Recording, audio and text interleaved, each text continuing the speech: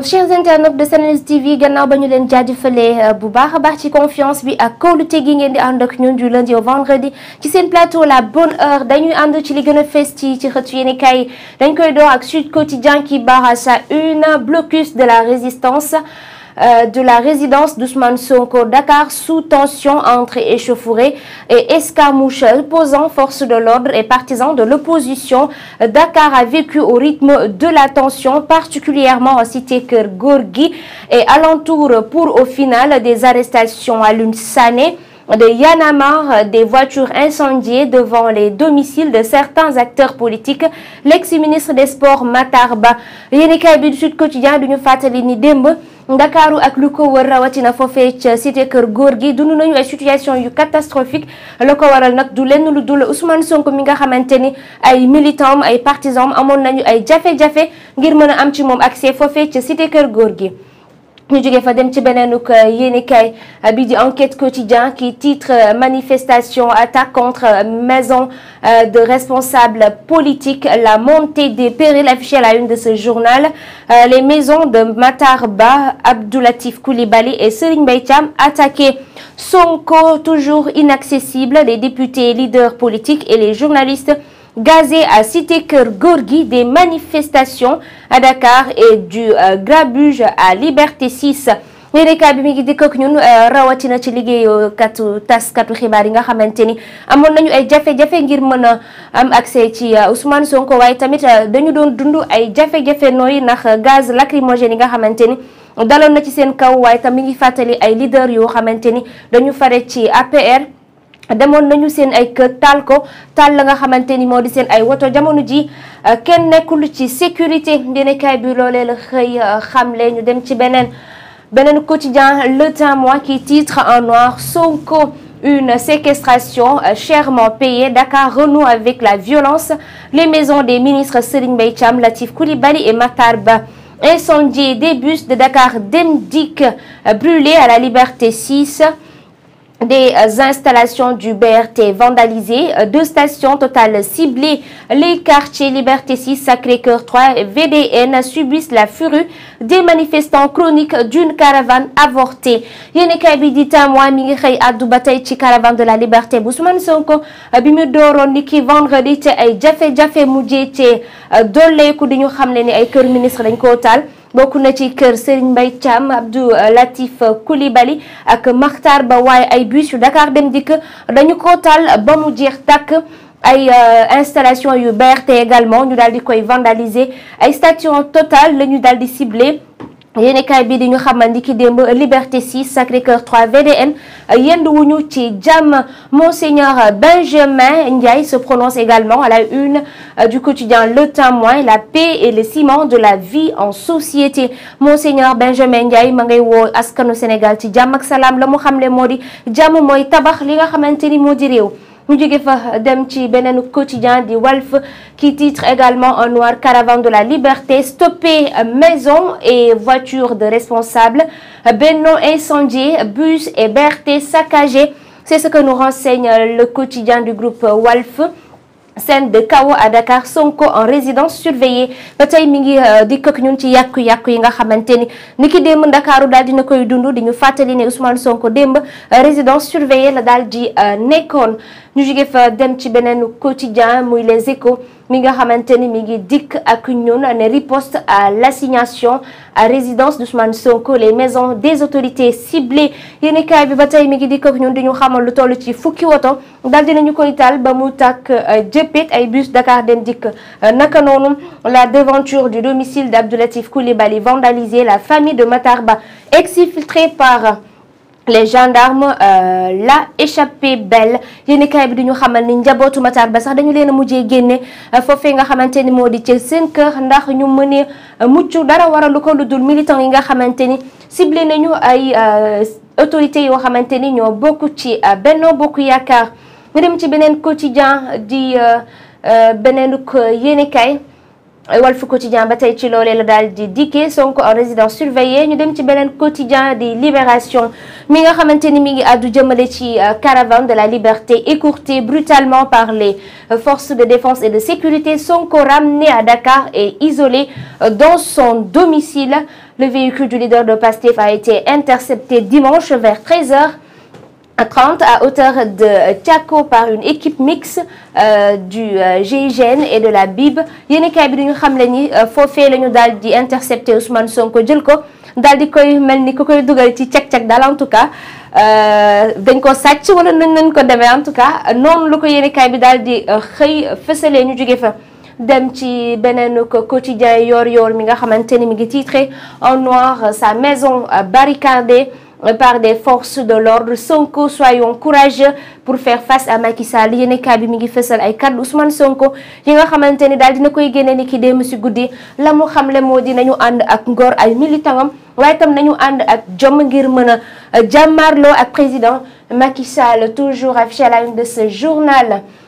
ñu jógee fa dem ci beneen quotidien mi nga xamante ni mi ngi di këkk ñun ne interdit d'accéder chez Sonko les leaders de F24 gazés mu mel ni Ousmane Sonko ay naataangoom yu bokkal F24 démb demoon nañ ca këram ngir mën a jote ci moom wane ko seen soutien mais mujjewuñu am accès ci moom dañu leen doon sànni ay gaz lacrymogène loolee li yéenekaay bi xëy daal di fësal. ñu jóge fa dem ci Source A qui titre en noir deux sorties des champions d'Afrique contre le Bénin et le Brésil, tout sur la liste d'Aliou Cissé affiché à la une de Source A qui revient également sur la caravane de la liberté à résidence surveillée en passant par un voyage taf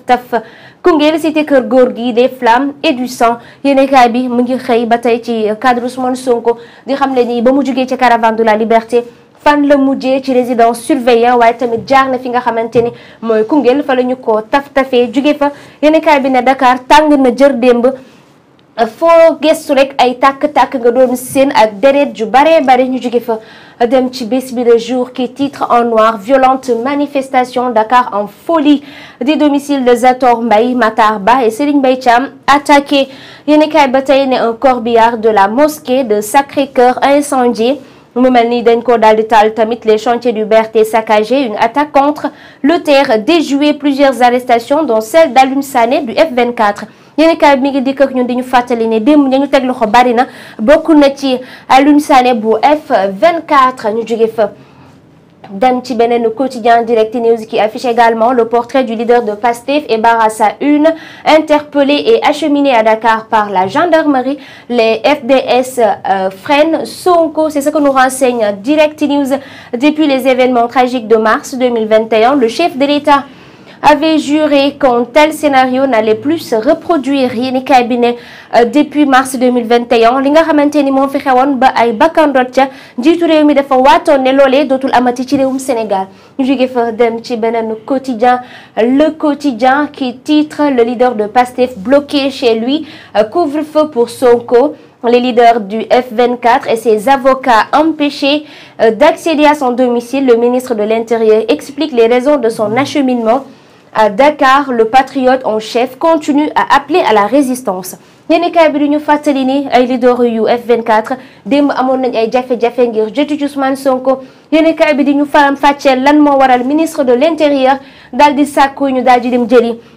Ousmane Sonko yóbbu ko foofee ca këram waaye moom jiital Pastef ba tey ma ngay woote résistance. la mu xamle moo di tey la ndaw yi war a gën a takku tey la ndaw li war a gën a jàmmarloo ak régime bi nga xamante ni moo nekk en place.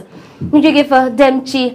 Tribune Quotidien, le quotidien du groupe des médias qui barre à sa une photo du leader du Pastef dévoilée sur les réseaux sociaux. moom ma ngay àddu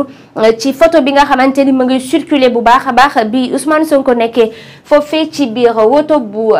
force de défense et de sécurité. Yéenekaay bi ne pourquoi la gendarmerie veut humilier Ousmane Sonko, samp ab laaj ne lan moo waral gendarmerie bëgg a toroxal Ousmane Sonko. Des photos du leader à l'intérieur du blindé, le film de sa libération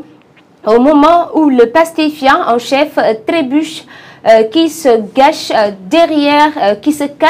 derrière Anita TV. Yéenekaay bi ma ngay laajte lan moo nekk ca ginnaaw Anita TV mi nga xamante ni moo fësal yi la nataal waaye tamit ma ngay wane bu baax a baax ne dañu toroxal Ousmane Sonko lan moo tax ñu daal di def lu ni mel. ñu jóge fa dem ci beneen quotidien di grand panel mi nga xamante ni mi ngi ne Sonko confiné chez lui, des pastéfiens en guérilla. yéenekaay bi ba tey mi ngi fàttali yàqu-yàqu yi nga xamante ni am na ni ki démb du ñu fàttali ne Aliou Sané ak Guy Marius Sagna daal dinañu leen interpellé ni ki démb waaye ay leader yu APR jot li nga xamante ni moo di meru ndaw ñi waaye mi ngi fàttali ni Ousmane Sonko bu ñu ko dencee ci biir kër tamit ndaw ñi génn nañu wane ni d'accorduñu ci tey d'accorduñu ci ëllëg ñu jóge fa dem ci beneen ko quotidien le journal du groupe